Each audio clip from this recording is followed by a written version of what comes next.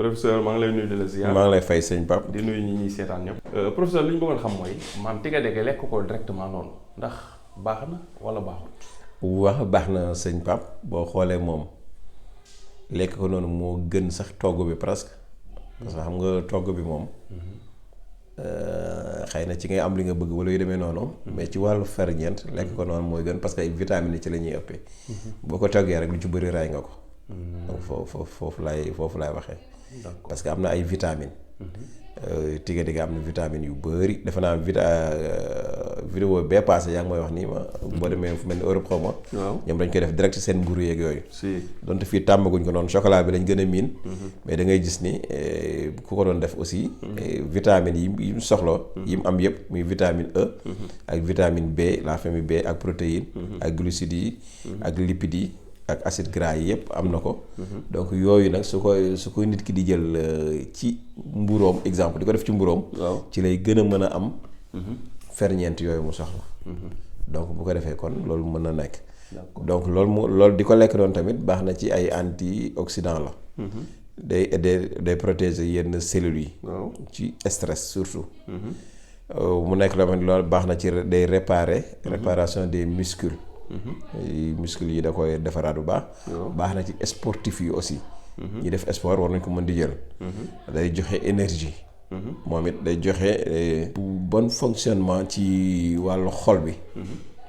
ci xol tiga diga bi baax na ci. tiga diga baax na ci asthme. asthme ñi am asthme. bu dee lekk tiga diga. c'est un peu contradictoire nag ci ki xamul. day jàpp ni asthme ak tiga diga àndul. mais ki am asthme bu nay essayé tiga diga. dina ma ci wax loolu leer incha allah. baax na ci. nay jël tiga diga bi di ko lekk noonu. ku law si la foofu mu jaxasi ko mburóom. mais baax na ci trop man ay temps daan naa ci joxe garab yoo xam ne tiga diga la daan nekk. kon li ñuy wax lu ñu xam la nekkul lu ñuy làmbatu wala lu ñuy waxantu. donc day réduire aussi cholestérol bi. cholestérol bu baaxul boobu. moom it tiga diga bi baax na ci moom. donc tiga diga boobu tamit baax na ci li nga xamante ni day wàññi cholestérol bu bon bi. donc di yéegal cholestérol bu baax bi. baax na ci aussi le bon fonctionnement du corps. maanaam yaramu doomu aadama ni muy fonctionné woo. fonctionnement complet bi. kii bi baax na ci tiga diga bi baax na waaw. kon da ngay gis ni ba bëri na njëriñ Pape fii kay lu ñu waxtaane woon rek waaye li ñuy waxtaane moom du ñu waxtaane lu amul njëriñ. malheureusement nag maafe rek lañ koy gën a xalaat. waa kay waaw. man day tax ma la ko laaj la ko sax parce que dama gis ni dafa am ñoo xam ni ñoom. quelque part ci àdduna bi dañ koy lekk lu bari. moo tax ma jàpp kon war na am lu ci nekk daal moo tax ma laaj la ko sax mooy américain yi. gis ni ñoom dañuy jël tiga diga diw ko ci mburu di ko lekk. te ñun fii tiga diga bi noonu duñ ko lekk. ñun moom kii rek lañ koy jël maafe ko. maafe ko lekk. te ñoom dañ koy lekk directement moo tax ma jàpp ni mooy.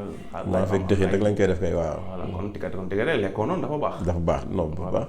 parce que ci ngay am vitamines yi nga soxla yëpp. vitamines yi ñu wax yëpp ci nga am ci nga koy am. jërëjëf professeur jërëjëf. kon vidéo bi di ñëw dinañ waxtaanee économie xool lan nga ñuy indil ci wàllu économie conseil. pour koo xam ne dina si mën a basé wu. mën a doxal benn business. incha allah ci vidéo bi ñu nga mooy dañ leen vidéo de la semaine. jërëjëf merci.